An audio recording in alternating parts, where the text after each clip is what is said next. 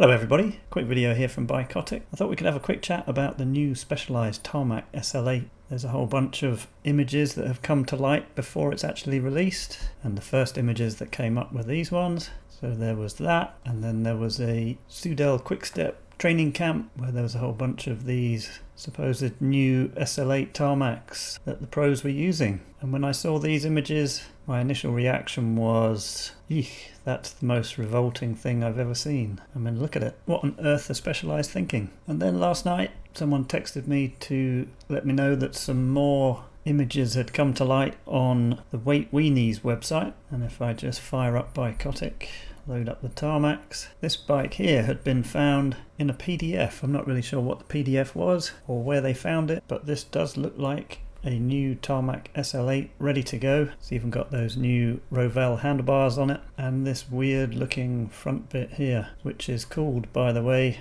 the Speed Sniffer nose cone. I mean, what the bleep. Obviously supposed to be more aerodynamic, but actually is it just a bit of a fudge so they can fit the cables in better? Who knows? I mean, from these side views I really don't like the look of it, but do you know what? I'll hold judgment until I see the real things when it gets fully released. When is it going to be fully released? I mean, most people are saying the Vuelta, but of course it's probably unlikely that Remco will win the Vuelta now because Vingegaard and Roglic are going, I believe. So who knows? Maybe we'll see it at the Worlds next week, which will be good because I'm going to be up in Glasgow. Maybe I'll get to see it. There's also this photo here that was on the Weight Weenies website.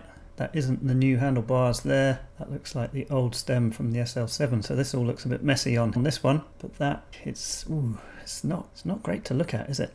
Like I say, I'm going to hold judgment till there's some better pictures. But how about we compare this to the outgoing SL7?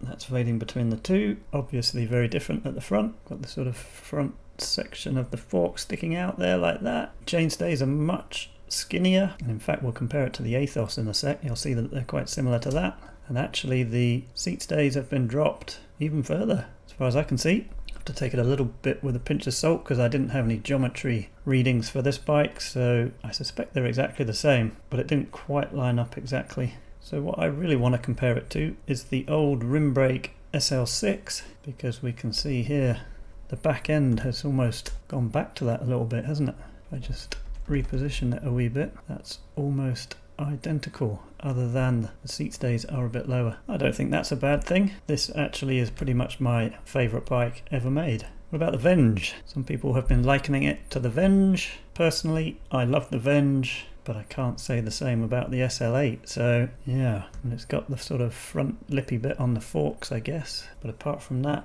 the Venge is a nice, aggressive looking, tough looking bike, and the SL8 is a bit weird looking. What about the Athos? Fade back and forth. What we can see straight away is the chainstays. Look at that. Very similar to the Athos. Super skinny. And in fact, this new SL8 supposedly can be built up to 6.62 kilograms with a frame weight of 685 grams. Compared to the Athos, which is 585 grams, so pretty similar. The other thing we can't quite see, but I sort of noticed from other photos that I saw, you can just about see it, the bottom bracket seems much skinnier than the outgoing Tarmac, much closer to the Athos. Obviously totally different up front. Tarmac presumably is more aero. If I just get the Tarmac up again, what I forgot to mention is the down tube is obviously a lot skinnier. It's hard to tell what shape it is, but presumably it's aero, and then the top tube seems a bit different as well. So another bike I wanted to compare it to was the S5 from Cervelo. Super winning bike at the moment, instrumental in winning this year's Tour de France with Jumbo-Visma. If we fade back and forth, I mean, what do I know about aerodynamics, but you'd be hard pushed to say that the SL8 could possibly be as aerodynamic, but what do I know? I don't have a wind tunnel. There's a couple of little design cues that are being used here. It's this like lip on the front of the fork, and I guess slightly similar that we've got this sloping down bit on the S5. Totally different, but don't know. Maybe it is to get the cables in, who knows. Very different at the back though. Now there's been a whole host of new bikes come out just lately with a slightly different take on things actually. So we've got the Orbea. This is the new Orca, and Orbea have really gone for lightweight on this bike. Fade that back to the SL8. Be interesting to see if the SL8 can actually come in lighter than this Orbea Orca. What I'm not super keen on this Orca, and you can't really tell from this angle. Let's get this one up. There's a tiny little screw there to do up the seat clamp, and yet we have to have this big rubber bikini to cover it up. And I know it stops the grit and gravel getting in, but it's a bit of a shame. You can't really tell here on this photo, but I think it looks a bit naff in real life. And then another bike that turned up was the Factor 02 VAM. Again, Factor going for the lightweight over aero type all-round road race bike. And if we fade back and forth, I quite like this Factor. I think that looks pretty cool. Other than I'm not super keen on this. I don't know what it is. It reminds me of like a Wellington or something. Quite similar to the sort of TCR ISP integrated seat post. And did Trek do that on the Imonda?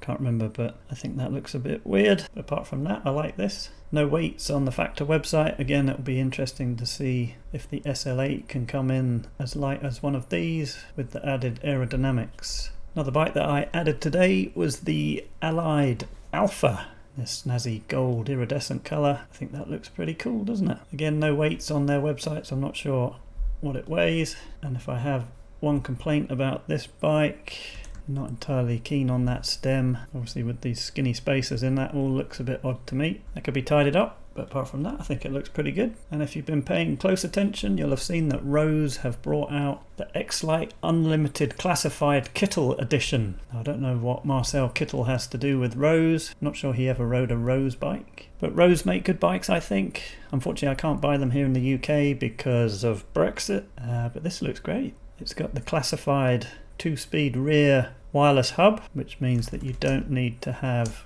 a front derailleur. Kind of would be nice if you didn't have to have the mount sticking out there like that. That looks a bit naff. But it talks to a wireless controller in the axle, and then some magic happens inside here which changes it as if you had a front derailleur. Now the only catch with the classified system is you do have to have wheels that will fit it, and in fact this bike comes with actual classified wheels. I think some other brands are getting into making classified compatible wheels. So maybe not 100% keen on that sort of marbly seat post, but I think that's a pretty wicked bike. And it's 7 kilograms, which that's not too bad, is it?